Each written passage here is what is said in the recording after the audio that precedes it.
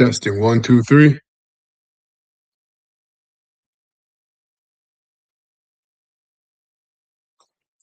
Testing 1, 2, 3. All right, beautiful. Shalom. First and foremost, I'm going to start this lesson by giving all praises and honor and glory to Yahweh Bahashem, Yahweh Shai Bahashem, Rachaha Kadash. Double honor to the apostles, bishops, and elders of Great Millstone rule well. Left time in this word in truth and sincerity. Peace and mercy to the whole full elect, starting with 144,000. That's also pushing this word in truth and sincerity across four corners of the earth. All right, I'm your fellow servant Amath of GMS Toronto, coming back at you with another live lesson. All right, and this is going to be part 2 of 1 Corinthians chapter 7, and you see the title, Teachings on Marriage. Okay, and in my first lesson, I specified that when you go into marriage, right, looking at the union between a man and a woman, all right, the union between a man and a woman is the same union that reflects the church and Yahweh Shai, right? The bride and the bridegroom, which is the bride is also known as the elect, and as well as man, right? In particular, the Israelite man with the Most High Yahweh. Okay, so oftentimes when you look at the union between a man and a woman, you can not oftentimes, but every single time you can link it to that union, same union with the Most High and the church with Yahweh Shai. And it all, it boils down to order, okay? Because when there's disorder, evil and wickedness is in the midst, okay? But when there's order, righteousness and grace, all right, it's there, all right, from Yahweh Bashem El Shai. So we always want to strive for order, all right, which is righteous, so that we can receive grace from Yahweh Bashem El Shai. Okay, so let's get right into it. I left off at verse 20. So I'll just go from there down to, and it's about what, 40 verses in this chapter? Yeah, 40 verses. Okay, so verse 20. So it says here, 1 Corinthians 7:20, let every man abide in the same calling wherein he was called. Art thou called being a servant? Care not for it, but if thou mayest be free, if thou mayest be made free, use it rather. For he that is called in the Lord, Yahweh Shai, Yahweh Bashem Shai, being a servant, is the Lord's freeman. Yeah, because you're now the technicalities of the law. All right, once you believe on Yahweh Bashem Shai, okay, no longer loom over you. All right, you're free and covered under the blood of Yahweh Shai. And that freedom allows you basically to serve the Most High, all right, through Yahweh Shai or by Yahweh Shai, by the standard of Yahweh Shai, so that you can ultimately receive salvation. So the freedom is really freedom to do right, not freedom to do whatever you want. Because in the world, although it is not patent, but it's disguised as do as I wilt, you're really doing whatever you want. It's really captivity under wickedness and sin. Okay? For an Israelite man, real freedom is the freedom to do right. Okay? So it says here, for he that is called in the Lord, being a servant, is the Lord's freeman. Likewise, also, because in the world we were servants to sin, slaves to sin. Okay? Likewise, also he that is called, being free, is Yahweh Shai's servant. Exactly. So, vice versa.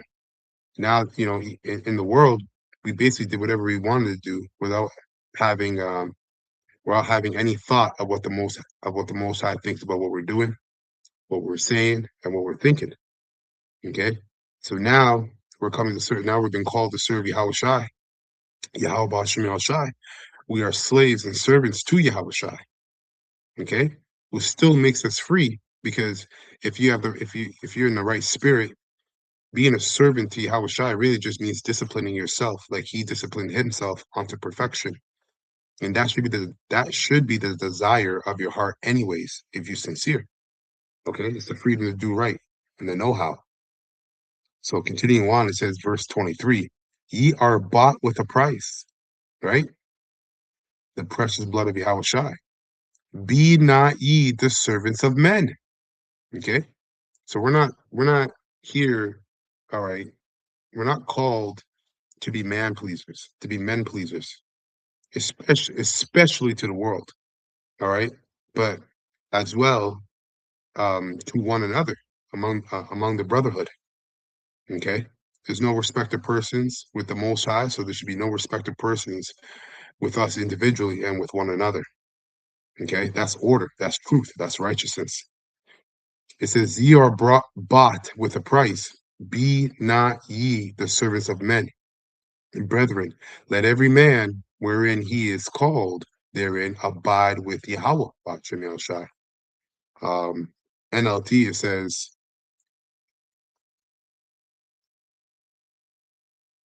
yeah, I'll start at 22.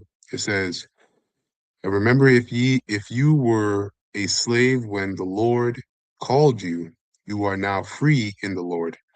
And if you were free when the Lord called you, you are now a slave of Yahushua, right? And basically, all is one, right? All all is one under Yahushua, okay? Because the elect, all right, they come from all different walks of life, okay? Many different walks of life. Verse 23, Yahweh Bashim Shai paid a high price for you. Yeah, the Most High sent his own begotten Son to die on the cross and to suffer, all right, in a horrendous punishment and a horrendous suffering, okay, which is everything he went through up until that cross, his dying moment on that cross. And Yahweh Shai obviously paid his blood. Okay, so Yahweh Bashim Shai paid a high price for you, so don't be enslaved by the world. Okay, the worries, the doubts, right? The lust, the pride. We can't be enslaved to those things because these things are of the world, and the world fadeth away. Okay.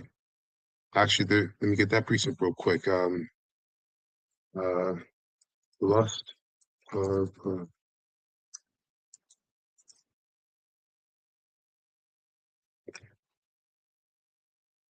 okay, First John 2.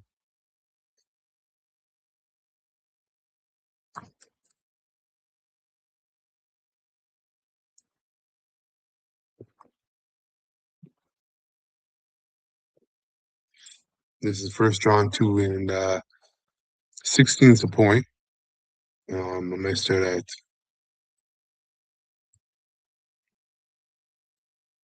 I'll start at 15. As you see the subheading, do not love the world. And I'll read this in NLT. Do not love this world, nor the things it offers, nor the things it offers you. For when you love the world, you do not have the love of the Father in you. Okay, again, tying the union, all right, or the marriage, that's what marriage means, a union, a joining together, all right, the marriage of a man and a woman, tying that to the marriage of the Israelite man with the Most High and the church with Yahweh Shai. If you if you have the, as it says, right, it says, for when you love the world, you do not have the love of the Father in you. So that's idolatry. Okay, because you can't serve two masters, as the scriptures tells us. You can only serve one. So if you have, and one will override the other, will overtake the other. So if you have the love of the world in you more than the love of the Most High, well, really, if you have the love of the world in you, you don't have the love of the Most High in you at all.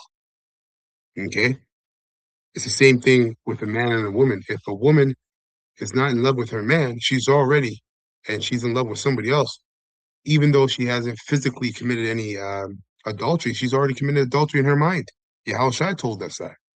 If a man looks at another woman that belongs to another man, you've already committed adultery in your mind. So the same thing is vice versa with a woman, and the same thing is spiritual, or the same thing is applied spiritually, with the union between man and the Most High and the church and Yahushua. Okay, we don't have any room in us for two rulers. You can only serve one master. Verse 16: For the world offers only a craving for physical pleasure. Wow, right? Um, a craving for physical pleasure, a craving for everything we see, and pride in our achievements and possessions. Let me read that again, Salaki. It says, For the world offers only a craving for physical pleasure, a craving for everything we see, and pride in our achievements and possessions. These are not from the Father, but are from the world, right? And this world is fading away along with everything that people crave. And this is why it's truly foolish to desire and pride yourself, all right, on the things of this world. Okay? Because it's all fading away.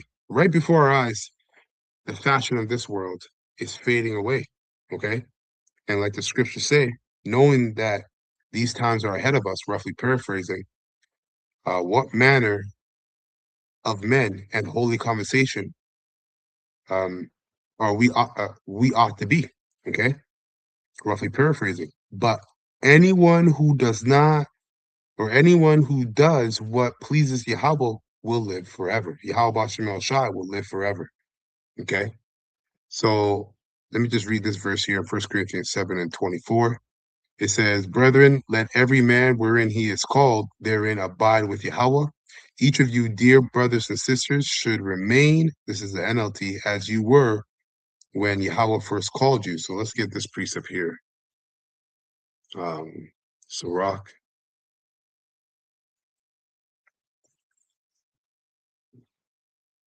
Yeah, this is Sirach 11. And let's start at 17. I'm going to get this in the GNT. So Sirach, also known as Ecclesiastes or Ecclesiasticus 11 and 17. It says, The Lord's gifts to religious people are gifts that endure. You see, this is why what I read in First John said that if you have the love of the Lord, the love of Yahweh Bashem El Shai in you, right, or he who does what pleases the Lord will live forever. Okay, if he, and this is how you serve the Lord, is doing what pleases him.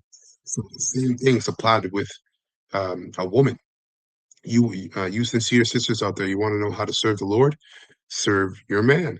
Okay, and if you don't have a man, there's other things to do. Continue in making yourself, all right, or fashioning yourself after the standard of Yahweh Shai. See, with Yahweh Shai, even though it starts with the man first, Yahweh Shai's walk and his character, it actually encompass man and woman, right? Humility, self-discipline, obedience to the Most High. These are these characteristics, among many, are characteristics and traits that women, all right, you sincere women, all right, can develop and practice. Okay, in bettering yourself and ultimately strengthening the spiritual woman in you, and of course, vice versa with men. So the Lord's gifts to religious people are gifts that endure. If He approves of you, you will always be successful. Someone may grow rich by working hard and denying himself pleasure, but what does he get for it? And that's the point. The point is, what is the result of what you're doing? Okay, is it carnal? Is it everlasting, or is it temporal? Okay. He says to himself, now I can finally sit back and enjoy what I have worked for. But he has no idea how long it will be before he must die and leave his wealth to others. Okay. And this is why, again, reiterating the point, the most important thing you could do as an Israelite man and a woman is serve the Most High, because you don't know when your time is coming. So you want to be diligent every day you wake up. Every day the Most High gives you the spirit to wake up. You want to focus that day in pleasing Yahweh Shemel Shai. You never know. That could be your day. And you don't want to leave this earth, all right, where the last thing you did was was carnality and wickedness. So stand by your duty and stick to it, right? Grow old at your work. Don't be jealous of what sinners achieve. Just stick to your own work and trust the Lord. Okay? It is very easy for the Lord, Yahweh Bashim Shai, to make a poor person suddenly rich. That's right. That's right, man. That's why patience, all right, it's a must.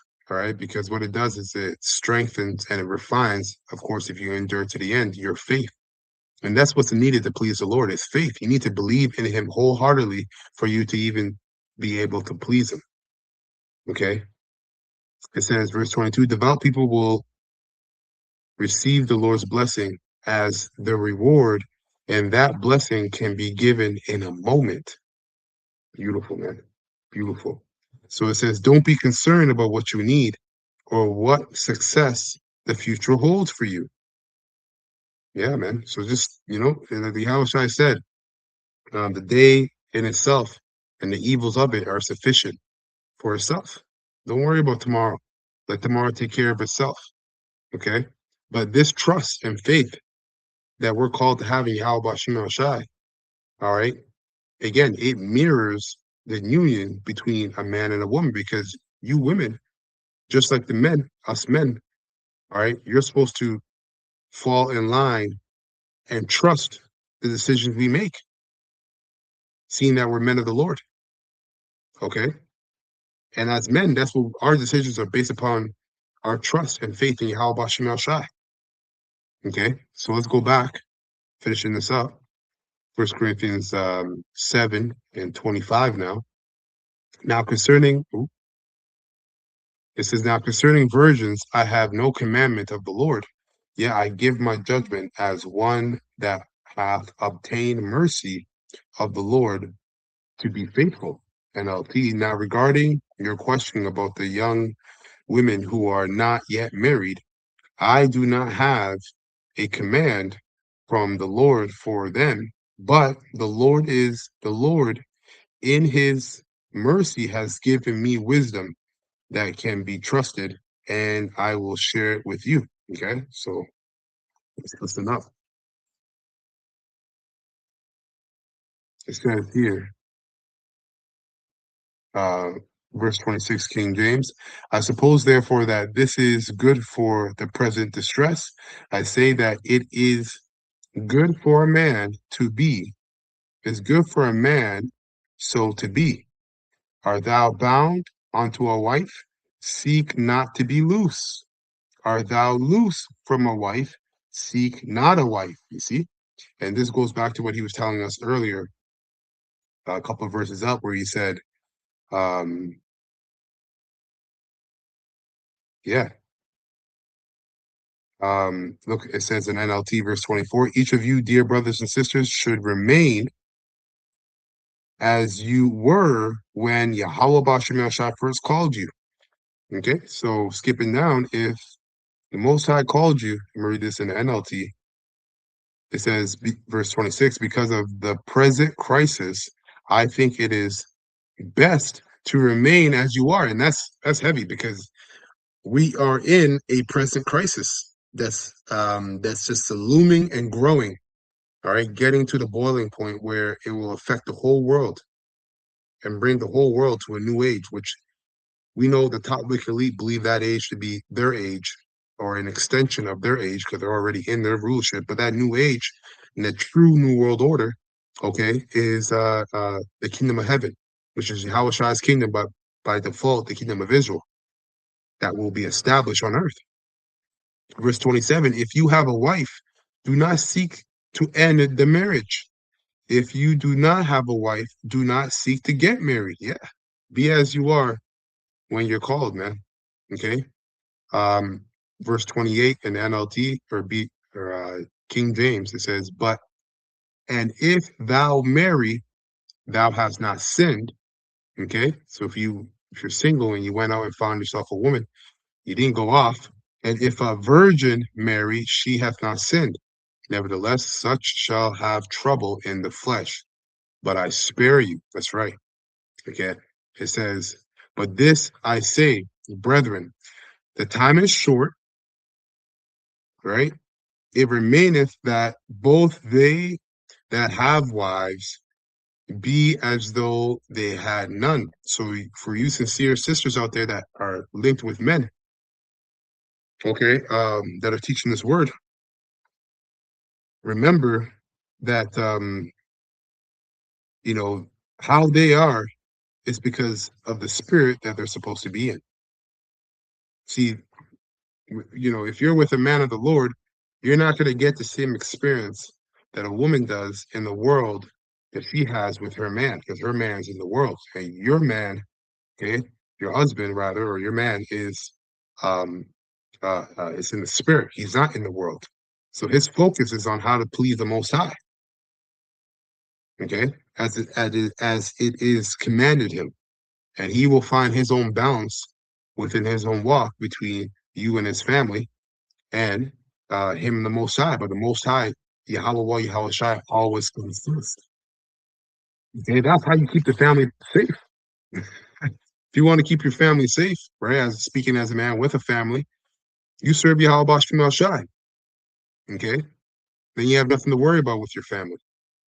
Verse 30 says, and they that weep as though they wept not. Yeah, the woe is me spirit. Get out of it. You should be excited with all the prophecies taking place right now and how fast time is speeding up. And they that rejoice as though they rejoice not.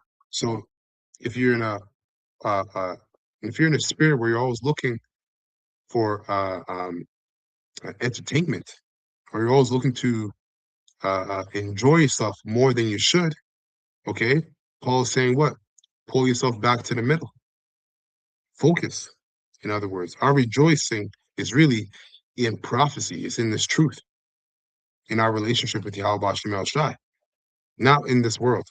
And they that buy as though they possess not. Okay. And they that use the world as not abusing it, for the fashion of this world passes away. That's right, man. Let's get this in NLT. It says,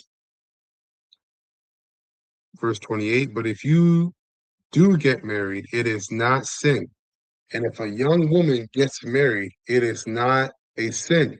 However, those who get married at this time will have troubles, right?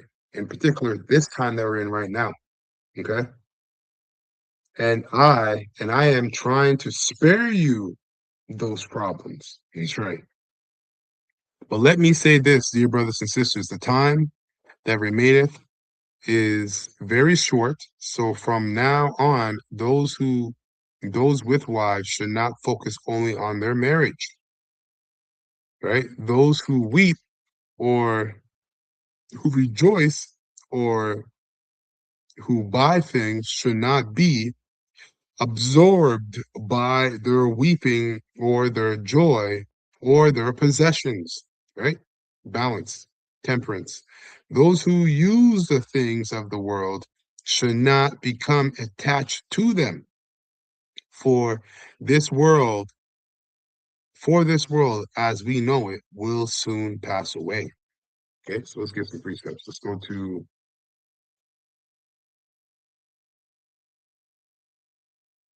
First John. Oh, which I already read that one. I had that lined up. Let's go. I already read that one. Let's go to Romans. Spirit. Romans 2, Romans 13, and 11. So Romans 13 and 11, it reads in the King James, sorry, slacking. So maybe I'll start up a little bit for this is, and nope, it's no will. Okay, no, I'll start at 11. So Romans 13 and 11, and that, knowing that the time, that now it is high time to awake out of sleep. all forms of comfort. Wake up out of it. All forms of comfort. Okay? For now, in terms of outside of this truth and the spirit, in terms of the flesh, all forms of comfort in terms of the flesh. Okay? Because if you're asleep, that means you're the love of the Father's not in you, because that means you're in the world. Okay? This truth actually awakens us. That's why it's likened to light. Okay? For now, for now is our salvation nearer than we believed. The night is far spent, right? Which is the night represents our captivity. Okay, Jacob's trouble. All right, the sins and the wickedness that are contained in this flesh. All that is almost done. We're almost done with all this wicked or this evil experience. Okay, under captivity or in captivity under Esau Edom. We're almost done with it. So the night is far spent, the day is at hand. Let us therefore cast off the works of darkness, and let us put on the armor of light. This wisdom, knowledge, understanding. It's an armor, right? It protects you. It protects you from this world, because with this wisdom, knowledge, understanding, you make spiritual decisions, not carnal decisions. Let us walk honestly as in the day, not in rioting and drunkenness, not in chambering and wantonness, not in strife and envying, which is all things of the world, man.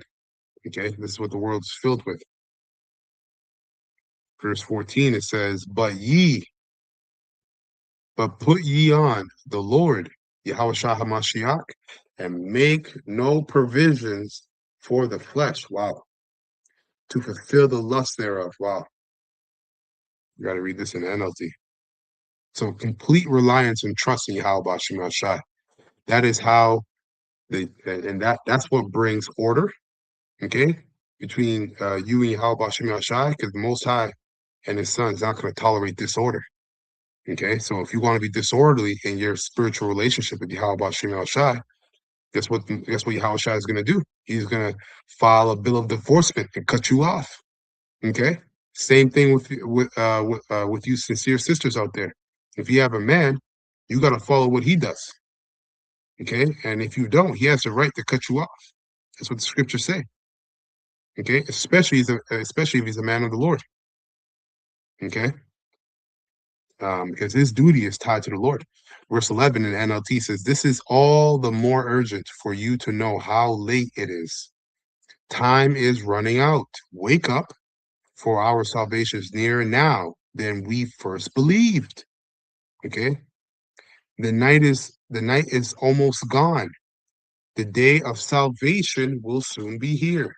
So remove your dark deeds like dirty clothes and put on the shining armor of right living. Okay, living righteously. Okay, which is always tied to obedience. Because we belong to the day, we must live decent lives for all to see. Okay, and best believe you're being watched. How we're being watched. Remember, the scriptures tell us that we have a great cloud of witnesses.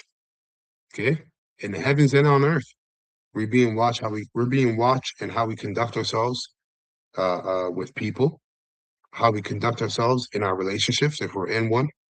Okay, in every facet of our life, we're being watched on how we conduct ourselves based upon what we say and teach and what we claim to believe in. So we have to walk honestly. Doesn't mean you won't make mistakes. It just means that you're honest about your mistakes when you make them, not trying to cover them up because of the pride of your heart. Okay, so it says, verse 13, because we belong to the day, we must live decent lives for all to see. Don't participate in the darkness of the wild parties and drunkenness or in sexual promiscuity, right? And immoral living or in quarreling and jealousy.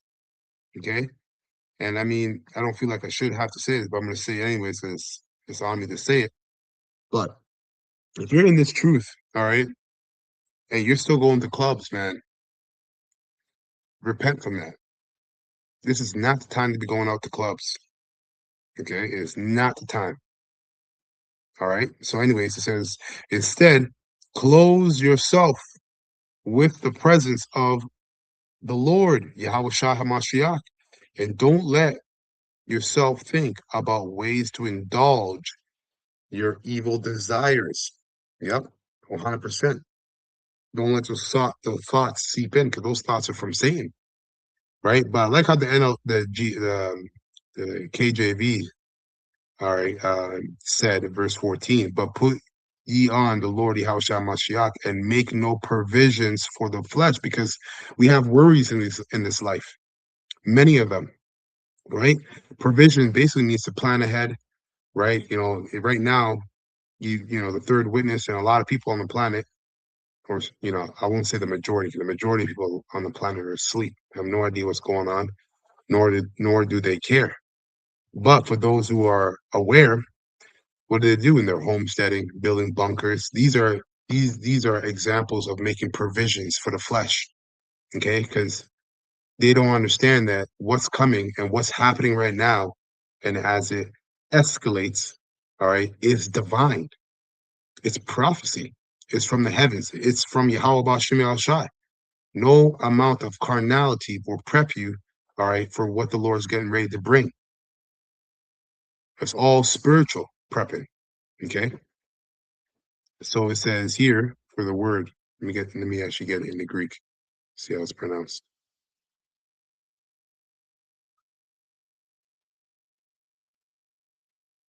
Okay.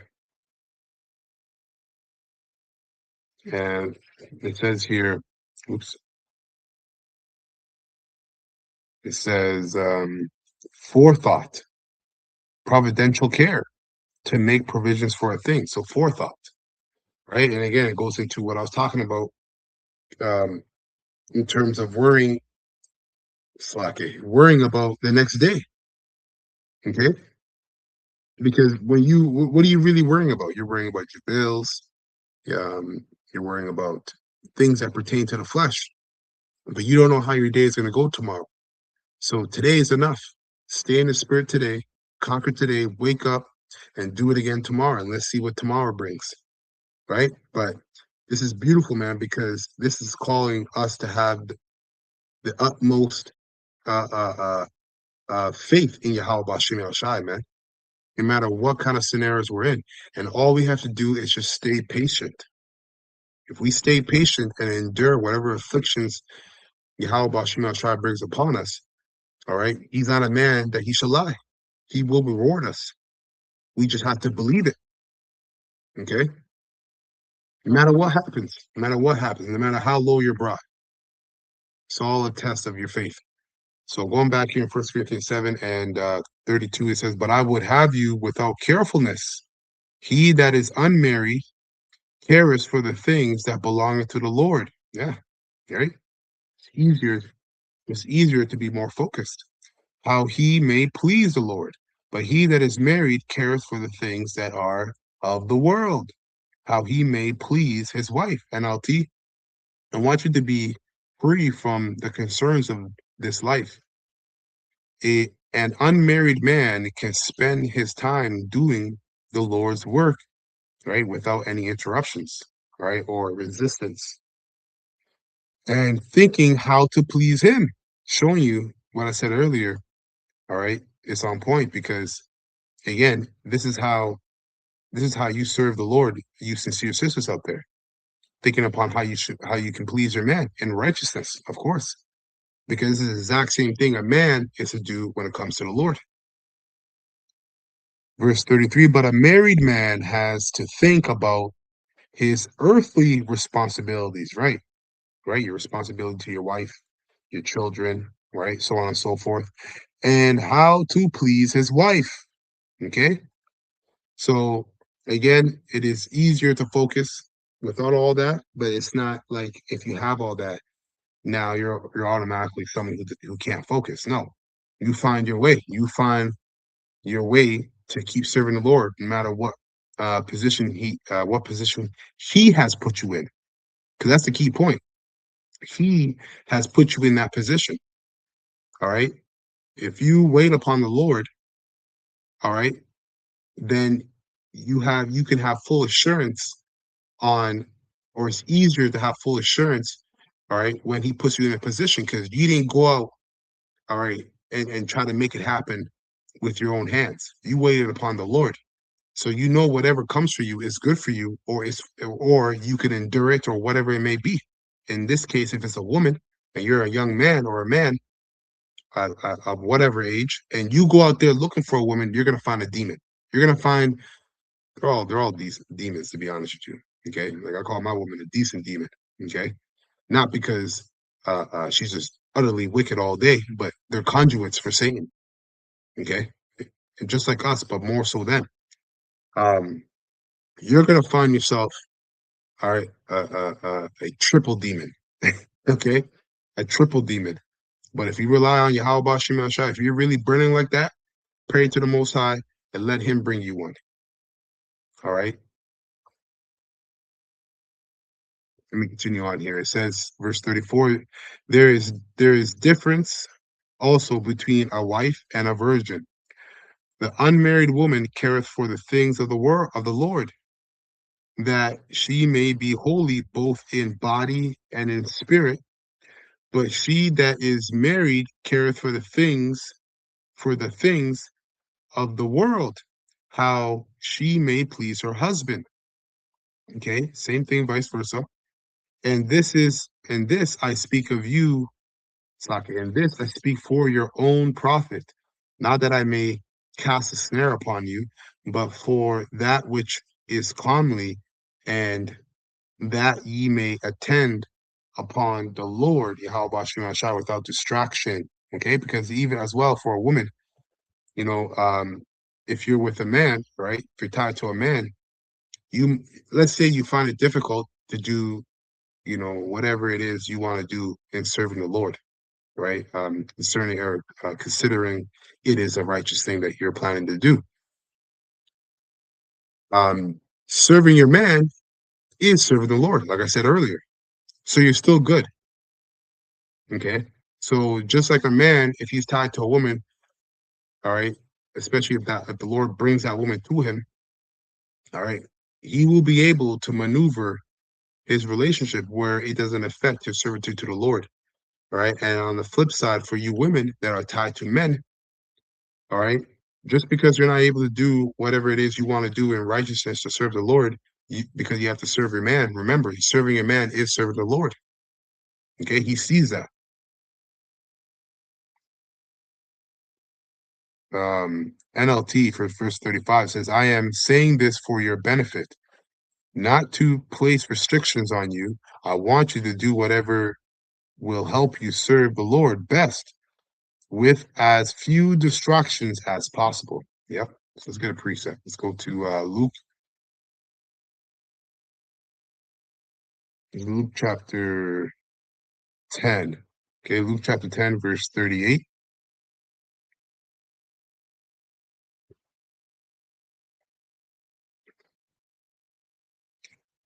Okay. So Luke chapter 10, verse 38, it reads, oh yeah, this is a beautiful story. With a great example, right? And it's concerning two women too. So this is out there. This is for you women, but obviously us men, we can learn from this as well. So as you see the subheading, Martha and Mary, okay, and the NLT says, how shall I visits Martha and Mary? I'm gonna read this in the NLT. It says Luke 10 and 38. NLT, as Yahushua and the disciples continued on their way to Jerusalem, they came to a certain village where a woman named Martha welcomed him into her home. Her sister, Mary, sat at the Lord's feet, listening to what he taught. But Martha, so these two women represent two kind of spirits, okay, in both men and women. But Martha was distracted by the big dinner she was preparing. She came to Yahushua and said, Lord, doesn't it seem unfair to you that my sister just sits here while I do all the work? Tell her to come and help me. And that seems reasonable, right? What she's saying. Okay, but listen to what Yahushua said. It says, but the Lord Yahushua said to her, my dear Martha, you are worried and upset over all these details. Okay? It says, there is only one thing worth being concerned about. Mary has discovered it, and it will not take away, and it will not be taken away from her. Wow, beautiful. That was a beautiful, beautiful answer. Okay, let me read that again. But the Lord said to her, my dear Martha, you are worried and upset over all these details. There is only one thing worth being concerned about. And what's that? This wisdom, knowledge, and understanding, right? Which is the know-how, okay, of how to please and serve Yahweh Shem Shai. Remember what Yahweh Shai was doing when he came to Martha's house. He was teaching, and all Mary could do is sit there and learn, because in her mind, the most important thing was what was coming out of Yahweh mouth, which were the teaching. She wasn't worried and concerned about getting the dinner together and make sure this is perfect, that's perfect, because like I read previously in this lesson, all these things, all these worries will take care of themselves if you just focus on serving Yahweh B'Shem Yahushai. That's the point that Yahushua is telling Martha. Okay? Again, my dear Martha, you are worried and upset over all these details, worries of the world. Okay? There is only one thing worth being concerned about. Mary has discovered it, and it will not be taken away from her. And we have discovered it, and we are discovering it even more because there's depth to this knowledge, right? Everlasting depth. We know this. So again, reiterating the point, let the worries of the flesh take care of themselves while you focus on the spirit and serving Yahweh B'Shem Shai and serving your man to serve Yahweh B'Shem Shai. Whatever scenario and lot the Lord has put you in, maintain the relationship with the Lord by how he taught us to do it, to do so. Okay? So let's go to Timothy. Okay, Timothy, 2 Timothy chapter 2, verse 3. I'm gonna read from 3 to 4. Verse 2 say, "Come faithful unto men, and you shall be able to teach others." Okay. 2 Timothy 2 and 3, it says, thou therefore endure hardness as a good soldier of Yahweh Shah HaMashiach. Okay? Again, going into that mentality of focusing on serving Yahweh B'Shem Shah. We're all going through it. All right? You sincere sisters out there are going through it. Us sincere men, you sincere brothers out there are going through it. But at the end of the day, we're called to be soldiers, man. Okay? And you women are called to be strong as well in your faith. There's a lot of women in there's a few, okay, but powerful stories of women in these scriptures that held on to their faith, okay, and had a strong mind, almost like a soldier, even though they're women. What about the women with the 7 sons? She encouraged all 7 of those sons of hers to die like men. It says that she, with her thoughts, right, mingled with. Let me see if I can get it. Actually, I'm butchering it. Let me see if I can get it.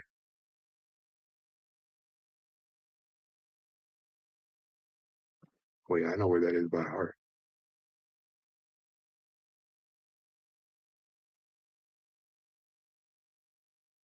Second Maccabees 7.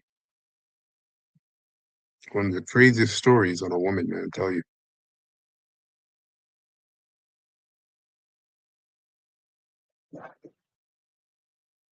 Never actually read it in the GNT. 7 sons were arrested. One of the women said, "Okay, let me start from 1." This is a great example of a woman that basically emulated what I'm reading here in 2 Timothy 2 and 3. Thou therefore endure hardness as a good soldier of Yahweh Shai HaMashiach.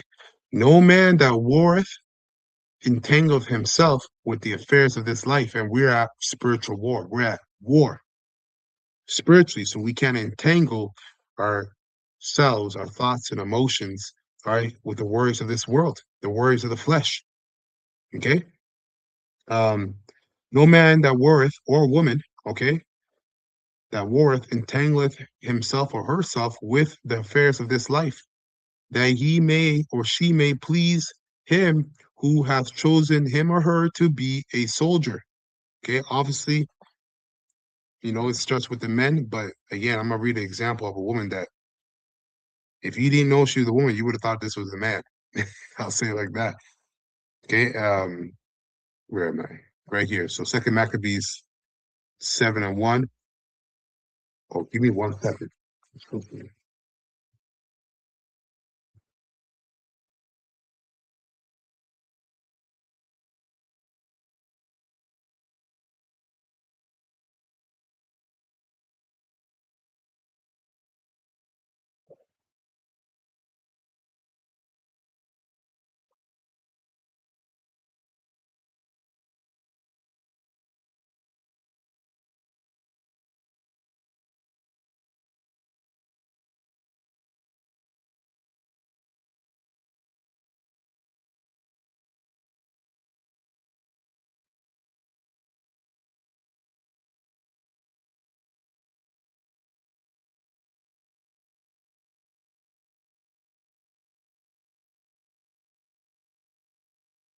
Lucky. And some meat. So I had to go and check on it. So Second Maccabees 7:1, and the GNT says on another occasion, a Israelite mother and her 7 sons were arrested. The king, and this is during the Greek captivity, okay, under mainly under Antiochus. Okay, he was slaughtering Israelites and everything like that. So it says, on another occasion, an Israelite mother and her 7 sons were arrested. The king was having them beaten to force them to eat pork. So they were all beaten. Okay. Then one of the young men said, "What do you hope to gain by doing this? We would rather die than abandon the traditions of our ancestors." Talk about being a soldier, right? This made the king so furious that he gave orders for huge pans and kettles to be heated red hot. This man was getting ready to get boiled, cooked alive, and it was done immediately.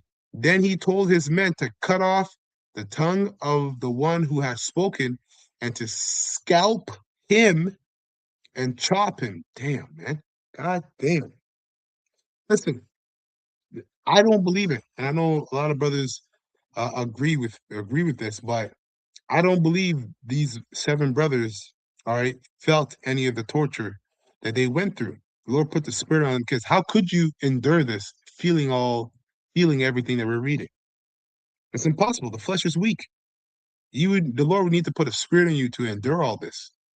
Okay. And even if they felt pain, it definitely wasn't near the amount that they should have felt being in the flesh.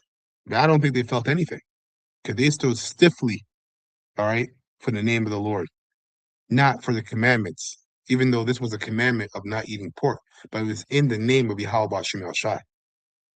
Anyways, it says, then he told his men to cut off his tongue of the one who had spoken and to scalp him and chop off his hands and feet, while his mother and 6 brothers looked on. God damn. They were watching this whole thing.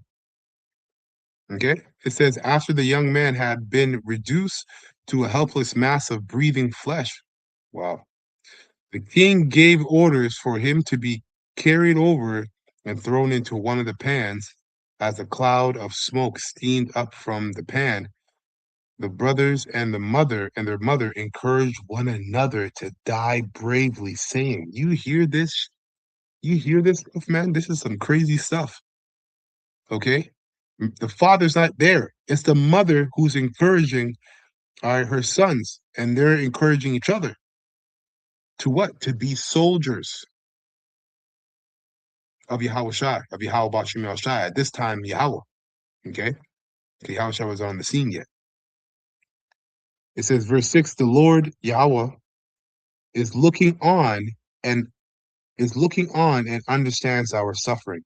Moses made this clear when he wrote a song condemning those who had abandoned the Lord. He said, "The Lord will have mercy on those who serve him." After the first brother had died this way, the soldiers started amusing themselves with the second one by tearing the hair and skin from his head. Oh my goodness. Yo, okay. After the first brother had died this way, the soldiers started amusing themselves with the second one by tearing the hair and skin from his head. Then they asked him, "Now we will eat this." Now they asked him, Then they asked him, "Now will you eat this pork? Or do you want us to chop off your hands and feet one by one?" He replied he replied in his native tongue, right? So Hebrew, "I will never eat it." Yeah, they don't feel it. They don't feel his pain. They don't feel it. The spirit's on them. Spirit's heavily on them. "I will never eat it." So the soldiers tortured him just as they had the first. But with his dying breath, he cried out to the king, "You butcher, you may kill us, but the king of the universe, Yahweh, will raise us from the dead," reincarnation, "and give us eternal life because we have obeyed his laws," man. Call all y'all Bashmel Shai. So it goes on, right? Third, the fourth, the fifth brother. I just want to get to the point of the woman, because that's the original point that got me here, that I started with. You looked into King squarely and said, "You have powder or da, and just wait."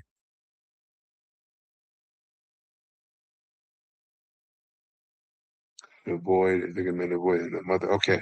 So let me start at 18. Then the soldiers took the sixth boy, and just before he died, he said, "Make no mistake, we are suffering what we deserve." And seven means completion. So that's spiritual. Because we have sinned against our power. Wow. That's why all these terrible things are happening to us. But don't think for a minute, that you will avoid being punished for fighting against Yahweh. The mother was the most amazing one of them all because she's a woman. And yet she's watching her sons get butchered, slaughtered, right? Boiled, and everything else that they were going through, and was encouraging them to do so for the name of Yahweh. Okay, Yahweh Bashim El Shai. And she deserves a special place in our memory. Although she saw her seven sons die in a single day, she endured it with great courage because she trusted in the Lord. You see that? She combined womanly emotion. So that womanly emotion, so you could use it. You could use your womanly emotion for righteousness, of course. Okay. Um, she combined womanly emotion, of course, if you're in the spirit, with manly courage. So she combined womanly emotion with manly courage and spoke words of encouragement to each of her sons in their native language. So she was in the spirit, man.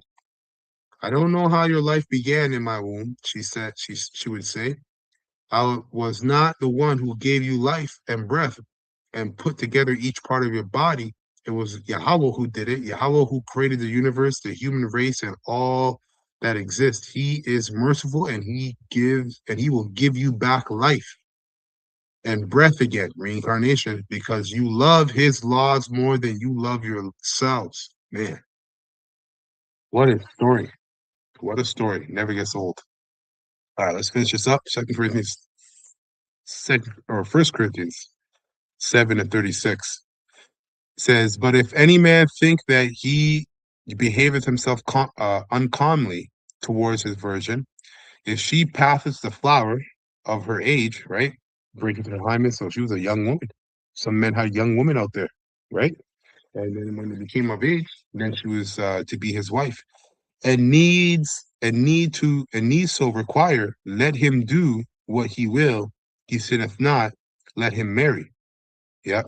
NLT, but if a man thinks that he is treating his fiance improperly and will inevitably give in to his passions, let him marry her as he wishes. It is not a sin. Okay, I like how the King James said it. Nevertheless, he that standeth steadfast in his heart, right, in your mind, having no necessity, but hath power over his own will, and hath so decreed in his heart that he will keep his virgin, doeth well. Yeah, because Yahushua, I read that in part one about how Yahushua said there's many that are made eunuchs, have made themselves eunuchs, even though they had a virgin. Okay, so they have a fiance. Um, they made themselves eunuchs for the kingdom of heaven. So then, he that giveth her in marriage doeth well, but he that giveth her not in marriage doeth better. Wow, see that? But if he decides firmly not to marry, and there is no urgency, and he can control his passion, yeah, exactly, because you don't want to destroy yourself by being over righteous. He does well not to marry. So the person who marries his fiance does well, right? Because you're saving yourself from being over righteous and ultimately destroying yourself. Okay, you got to know yourself, man. And the person who doesn't marry does even better. Yeah, because obviously it's easier to be more focused on serving the Lord. But now in 2026, damn near all of us have families. The wife is bound by the law as long as her husband liveth, but if her husband be dead, she is at liberty to marry to whom she will, only in the Lord. This is why Isaiah 4:1, all right, is connected to the war that you read about in Second Esdras, I think at 16, where it talks about how the virgins, the women will mourn having no bridegroom, right? Having no husband because they have all died in the war. So who do you think they're gonna go looking for? Well, like Isaiah 4:1 said, man, they should pass one man. 7 women should pass one man. Okay. It says, but she is happier if she so abideth after my judgment. And I think also that I have the spirit of Yahweh. Okay. Yahweh Shem Shai. So that is it. First Corinthians chapter 7. Okay. Um, Teachings on marriage, and also went into some other stuff too, but that's the spirit. Uh, let me close with this. Isaiah 4:1. Okay. Isaiah 4:1, and in that day 7 women should take hold of one man, saying, we will eat our own bread and wear our own apparel. Only let us be called by thy name to take away our reproach. Okay. So the reproach is going into all the hell these women are going to be catching because they have no men to protect them. So they're going to be looking for the men of the Lord who've been prophesying of these events that are overtaking them, and looking for what? To be their wives so they can be saved and protected. Okay, the Lord is going to make sure his prophets, all right, are more precious, like he said, than the gold of Ophir, which I think is supposed to be one of the highest quality of gold in Solomon's time. So, anyways, with that, I'm going to close by giving all praises and honor and glory to Yahweh, Bahashim, Yahweh Shai, Bahashim, Rakaha Kadash. Double honors to the apostles, bishops, and elders of Great Millstone who rule well, all right, and have taught me this word in truth and sincerity. Peace and mercy to the whole full elect, starting with 144,000. Let's also push in this word in truth and sincerity across the four corners of the earth. Ababa Ball, Kwame Sha'ala, and Shalom to the whole full elect. Stay strong. We're almost out this bitch.